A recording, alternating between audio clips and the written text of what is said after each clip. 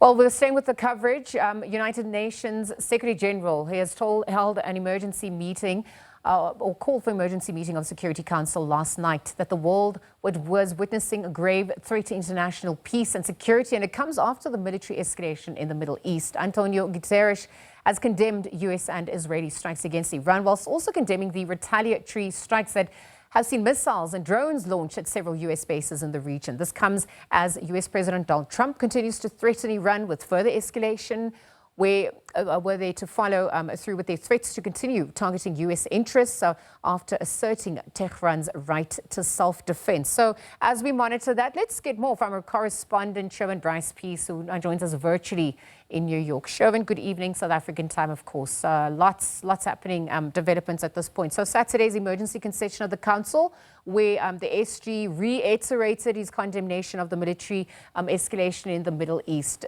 There were some key takeaways. Tell us a little bit more about what was echoed. Lisa, I'll get to those key takeaways in just a moment. Of course, the breaking news that has just emerged moments ago and reflected in your opening remarks here is that 3 U.S. service members have now been confirmed dead or killed in this ongoing Iran military operation by the United States and Israel. I'll just read you from the U.S. Central Command post on X. As of 9:30 a.m. Eastern Time, which is about 45 minutes ago, 3 U.S. service members have been killed in action and 5 were seriously wounded as part of Operation Epic Fury. Several others sustained minor shrapnel injuries and concussions and are in the process of being returned to duty. Major combat operations continue, and our response effort is ongoing. The situation is fluid, and they will only release the names of those service members after the families, the next of kin, have been informed. And this comes after President Trump on Truth Social, his social media platform, stated this earlier Sunday, Liesl. Iran just stated that they are going to hit very hard today, harder than they've ever hit us before. They better not do that. However, because if they do, we will hit them with a force that has never been seen before. Thank you for your attention to this matter. Signed off, President Donald J. Trump. And so with the killing of these 3 service members and the injuries sustained by American forces, this now becomes a political albatross for President Trump. There is going to be a reaction. There are going to be questions now asked by the United States Congress, many of whom have called for a briefing as early as next week. You will recall, Liesl, that the president did not choreograph this to the American people beforehand. He didn't lay out or make his case to the American people before this action was taken. He just delivered a State of the Union address earlier in the week where he mentioned the fact that Iran would not be allowed to acquire a nuclear weapon, but didn't actually preview or preface the impending U.S.-Israeli military action here. And so the political costs here are going to be certainly a talking point moving forward, particularly in the context that the United States goes to midterm elections come November. So the breaking news, of course, is that those 3 service members have been killed.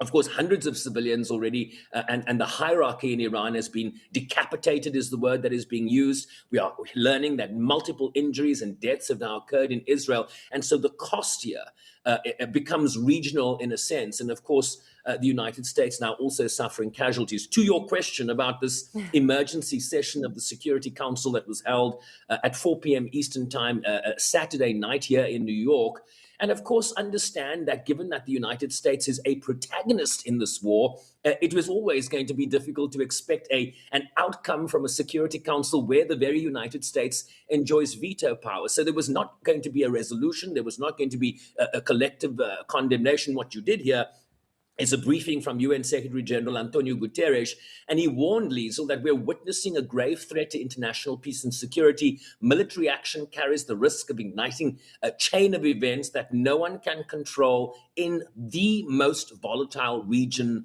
of the world. He called for de-escalation. He called for a return to negotiations. But he's warning about the ripple effects that will be felt given the broad violations of the United Nations Charter here, right? Territorial integrity, the sovereignty of all UN member states is sacrosanct. That's been violated not only by the US, Israeli attack on Iran, but the subsequent retaliation from Iran that is targeting US interests in the region, but also violating the territorial integrity and airspace of several of its neighbors, the Qataris, the United Arab Emirates, Jordan, Saudi Arabia, and many other countries, Bahrain, which is a member of this UN Security Council right now. So the implications here are vast and ongoing. Well, Sherwin, speaking about negotiations, the Secretary General also expressed his disappointment that the opportunity that was presented by the ongoing diplomatic negotiations around Iran's nuclear program, mediated by Oman, that's not been squandered. So, I mean, according to the foreign minister of Oman, Iran was ready to make key concessions, not so. What transpired? Well, you're right? I mean, the last round of these negotiations between the United States and Iran and mediated by Oman happened in Geneva on Thursday. They didn't come out with a resolution, but there was very positive sentiments expressed by the lead mediator, Oman's foreign minister, that said they were as close as ever to a deal, that a deal was certainly within within the ability of the negotiators to get across the finish line within weeks. He said he talked about how Iran had made various concessions in terms of perhaps even giving up its enriched uranium, which is seen as critical in the evolution towards, or certainly the speculation around Iran seeking to acquire a nuclear weapon, which, of course, the Iranians have always dismissed. Guterres told the council that preparations had been made for technical talks in Vienna in the week ahead of us, following the rounds of political talks between the US and Iran. And he said he deeply regretted that the opportunity of diplomacy had now been squandered, and then, of course, calling for de-escalation and so forth. But the Oman foreign minister, sort of ahead of this attack, had said that progress was being made, that a political solution here was very, very much possible. And then you saw how these negotiations were undermined by this attack. Well, we're getting reactions as well, Sherwin. And I wonder if you could speak to what the reactions have been from members of the US Congress. We understand that some lawmakers are now actually calling for a vote that would reassert Congress's war powers. What does that framework then actually mean? Yeah, you'll hear this refrain, the war powers resolution. What does that mean? Well, the US Constitution gives the United States Congress alone the power to declare war. They also control the power of the purse, does the US Congress, the funding for military operations. And so a bipartisan group of lawmakers, I'm not saying there hasn't been support for this action by the US president. A number of Republicans have come out in support of his action here, but there are certainly a group of bipartisan lawmakers, in the main Democrats, that have called for Congress to reassert its war powers resolution. Essentially, they would seek to vote on something that could be vetoed by the president, but essentially it would send a very strong message that there is not broad consensus in the US government in terms of this military action. Hakeem Jeffries, who is the leader of the Democrats in the House of Representatives, said the following: Iran is a bad actor and must be aggressively confronted for its human rights violations, its nuclear ambitions, support for terrorism, and the threat it poses to our allies like Israel and Jordan in the region. However, absent exigent circumstances, the Trump administration must seek authorization for the preemptive use of military force that constitutes an act of war. And let me tell you, that now that American service members have been killed, this now becomes a political issue here in the United States, bigger than it might have been. And you will now see greater calls for accountability, certainly for Congress to be briefed comprehensively here by the administration, because this is an ongoing military operation, right? This is not what you saw in Venezuela when they went in, attacked Venezuela, removed Nicolas Maduro and incarcerated him here in New York. This is an ongoing operation. The US has one of its largest military buildups in the region in decades. And so the thinking here, right, is that this goes on for a while. The question is, what role will Congress play moving forward? One imagines a bigger role, given that service members have now been killed. Yeah, and also that foreign policy priority is also going to impact it. I know with regards to the latest from President Donald Trump as well, you obviously read out the communique there following the surprise attack as well. But even if we're just looking at engagements with Russia, with China, with some of the other players, anything that you can confirm at this hour? I'll tell you what the Russian ambassador said in the UN Security Council, right? Look, this is going to be disruptive. You talk about the Strait of Hormuz possibly being closed, the energy transits, natural gas and oil that moves through those waters, right? If you have a situation where the Strait of Hormuz is closed, it's going to have ripple implications far beyond the Middle East. A lot of Chinese oil moves through that region. The Qataris send their natural liquefied gas through that area, and so the implications here are vast.